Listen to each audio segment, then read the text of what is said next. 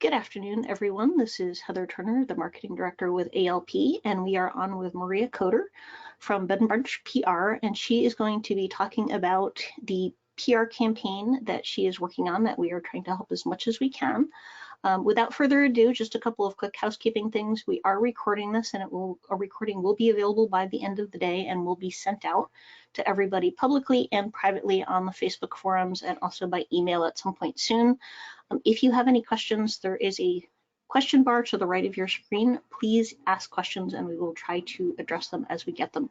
Welcome, Maria, and thank you so much for doing this. Please take it away.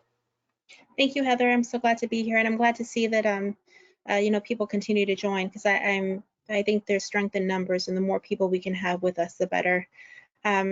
So a lot of you know me from the different conferences over the years,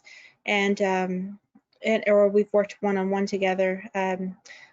Several years ago, I did a PR campaign for New Jersey for some of the bed and breakfasts and inns there, and it was called Back in Business, and it was after Hurricane Sandy, and the anniversary of the hurricane was coming up. It was going to be the 1-year anniversary, and I ended up working very closely with the inns because they were fearful that the negative association with the hurricane would haunt them again for another year. It was already bad enough the first year, and trying to climb out of that mess, that turmoil, and some of them had been badly affected, some of them not at all, but they all banded together, and we came up with this Back in Business campaign. And the Back in Business was exactly what it sounds. It was like these B&Bs that were back, in INN, like we're doing now with Still in Business. And it did really well. We were able to piggyback off the Stronger Than the Storm campaign, which was a New Jersey state funded campaign. And together we were able to leverage, the impressions up to more than 1 billion impressions. So it was very, very successful. I plan to go back to all the reporters that wrote about the inns then to see if they write about the inns now. And then additionally, I plan to go after other national media. I have some questions that I'll go over in a few minutes. And when you fill them out, if you're going to participate, and I hope that you do, I ask you for city and state and county. And those 3 things are very important because I plan to go after the national media, of course, but also the regional media and the local media. So the more information you can give me, the less that I have to go digging and trying to fill in the gaps, the quicker I can get things off the ground. And I would like to have the website up and running by Monday. And I'll go into the timing of everything in a minute, but let me start at the beginning. So the first thing that I need from anyone that wants to participate is some answers, and I put together the questions that I need you to answer. So what you would do, Heather has the questions in the ALP Facebook group, and you'll find them posted in different places as things move along. But if you go to bedandbrunchpr.com, and you over here on the navigation bar, there's contact and then blog. If you click on blog, it's going to be this very first blog here on the left, which says coming soon, Still in Business PR campaign. So I'll click that. And if you scroll down, it talks a little bit about this campaign idea, and then it goes into the questions. Let me go over the questions now. They're pretty straightforward. I tried to make it so you can answer it in 5 minutes or less, and I hope that you will. The first one, what is the name of your property? Next, in what city and state is your property located? In what county is your property located? What is your website address? What is the physical address for your property? What phone should prospective guests call to reserve? Are you on Facebook, Twitter, and Instagram? Please send links to each one.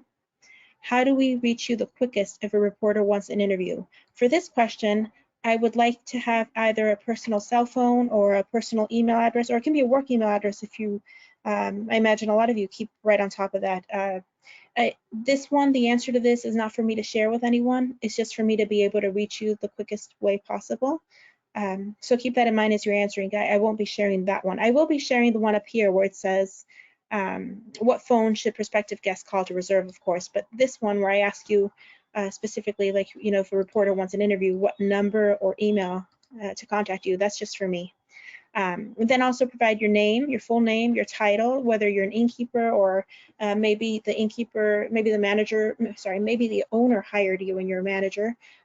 Whatever it is that your title is, I want to know it, and I want to have it all spelled properly, your name and everything, your phone and your email. what 3 things are you doing to combat the COVID-19 virus? So maybe your bed and breakfast is sanitizing 3 times a day. Maybe you're using gloves to serve breakfast.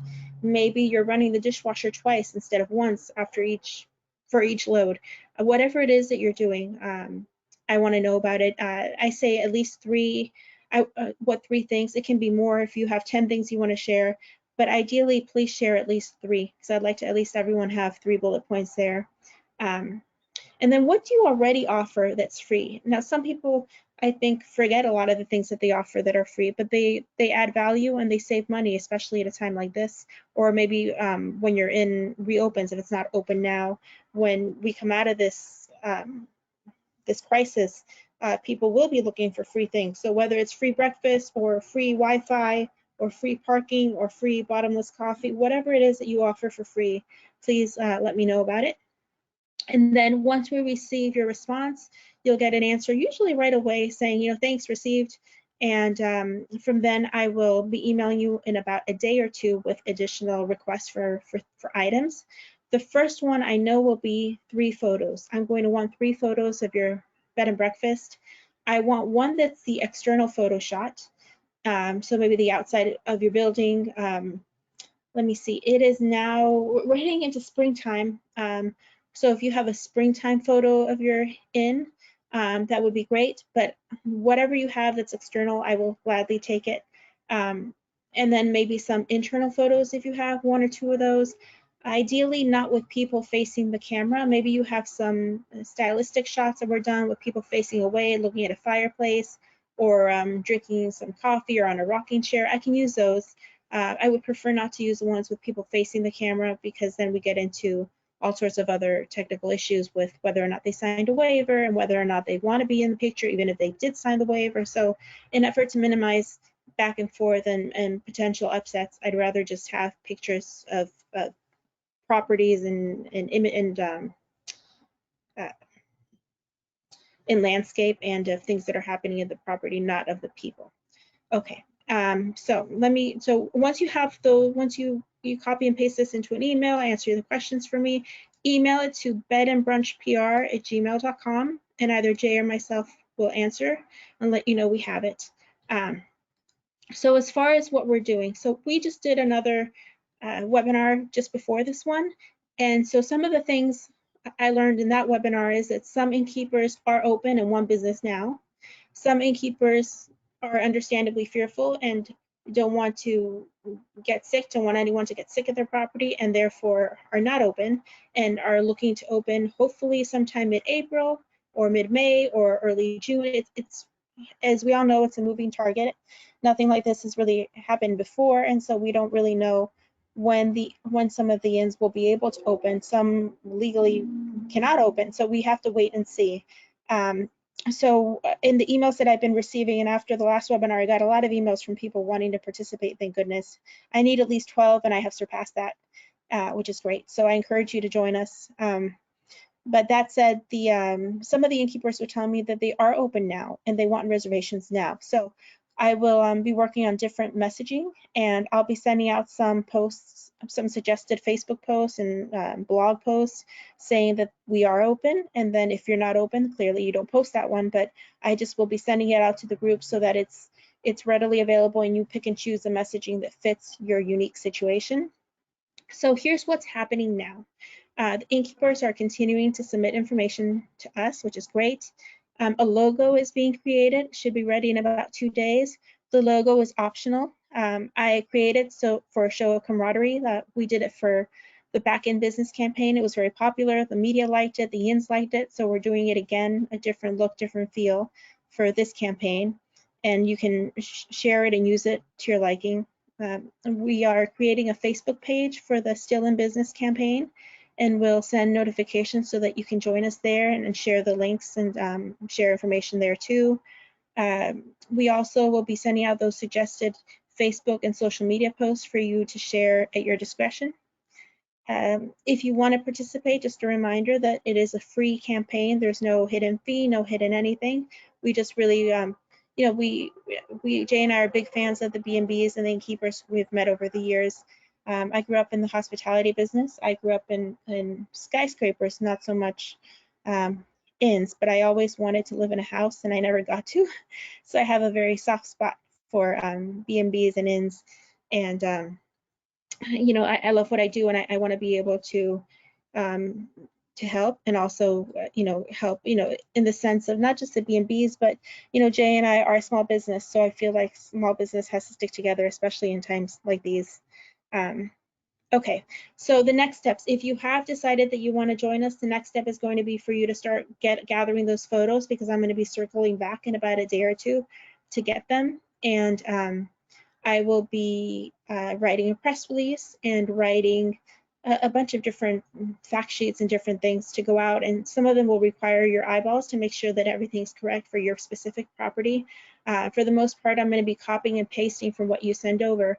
So just make sure that what you entered is right, and then it'll minimize the chances of there being some mistake when I send it back. But again, with copy and paste, there's always, you know, there's user error because I'm still the user. So I'd appreciate a second set of eyes with anything that I send out.